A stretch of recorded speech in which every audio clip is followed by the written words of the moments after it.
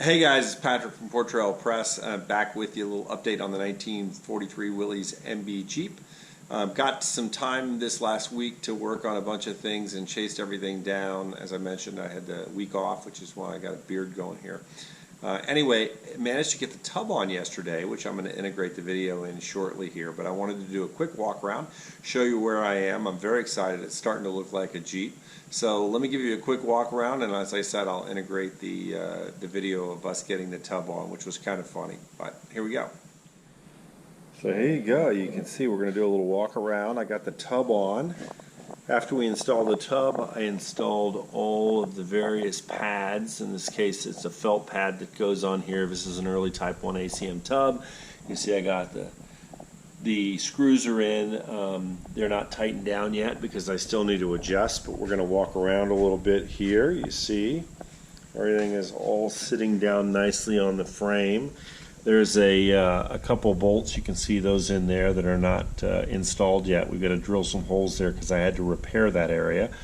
And in the back here, you can see it doesn't quite line up. I've got a couple of the bolts tight down here, and I need to shift the frame very slightly to make it all line up correctly. But overall, I'm really happy with how this came out. I want to show you a couple things. Despite my best intentions to be super careful with the tub, we did manage to scratch a few things here. You can see there's scratches on here. There's also some scratches underneath on the actual steering column, but nothing major, no major damage. And I got so excited after we put this whole thing together that we went ahead and we put the windscreen on, which also came out really nice here. I'll take this away. Very happy with how it came out. And you know, we scratched a little bit on the latches here.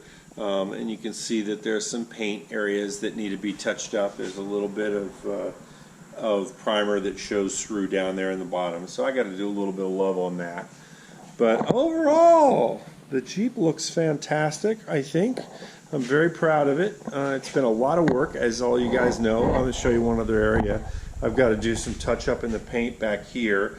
That was all, or at least partially, sanded a little bit, but I didn't get that paint on because of the way in which I had it mounted on the rotisserie. So I got to do a little touch up there. I'll mask some stuff off or use a piece of cardboard to mask it off. This is not crazy fine work, and OD is so forgiving. So I got to get that back in primer, and you see most of the top's already done, but I got to get some primer on those areas. And I got to do a little bit of work inside. There's some areas inside the toolboxes that are missing primer. You can see, I mean, that are in primer are missing a little bit of paint. So I've got to clean that up. And then I've got to get the seat fixed too. I'll show you a little bit on the seat. I've got it mounted mostly. It's mostly correct, but when I bought this seat, it was somebody had taken this particular piece off to extend the seat back. When you take that off, you can get another inch or two and move the seat back. So apparently that's what they had done, and I made that piece. And while it came out great, the one thing that I did, the seat originally was manufactured when they crushed those tubes to make that piece, and this is also true on these pieces as well. You can see how they flatten them, and if you actually looked at how they flatten them, what they did was use a press. And it meant that the flat part was biased to one side or the other, and in this case it was biased to the inside. So as a result, it would move the entire tube back toward, in this case, that inner fender well by about an inch, or at least 3/4 of an inch, which is about the amount of error that I have. So I think there's nothing wrong with the seat, just a little problem with how I manufactured that tube. So I'm going to probably have to cut it off. I've been thinking about ways to fix it, but I don't see how I can fix it without cutting it off and either remaking it or doing something. The other alternative is I could add an extension to the back and make it fit that way, just take the space up. which isn't the worst idea in the world either, but I've got to decide. I'm going to look at this probably later today. But again, that's the Jeep.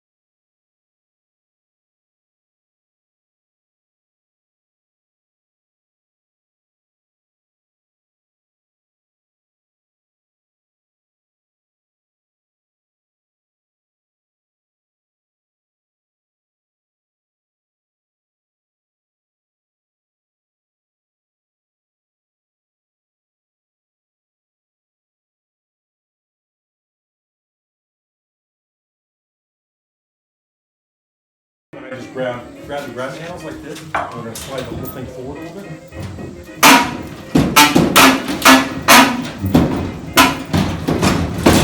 Oh! That's it. That's it. Nice. It is on. We done? We did it. I don't know if we did it.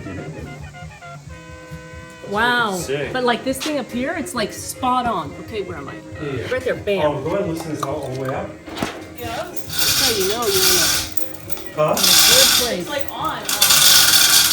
It all went on. No. Not quite down, but it's close. Oh man, it's pretty close.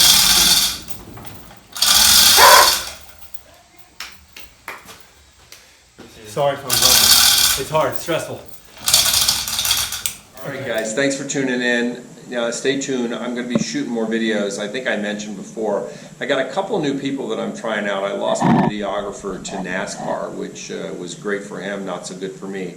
So this work is a lot of work to edit and shoot these videos, but I got a three people coming in next week to shoot videos. So I'm going to do a couple on the Jeep. I may do something. I got a new mule project that's going to be coming up soon, and I'm going to try to be much more regular about this and have some professional quality video guys here helping me do this, because again, it's just too much work to do the work and do the videos. So as always, thanks for tuning in. Like, subscribe, share, etc., and have a good day. Get out in that shop, make something. That's the only way to get any of these projects done.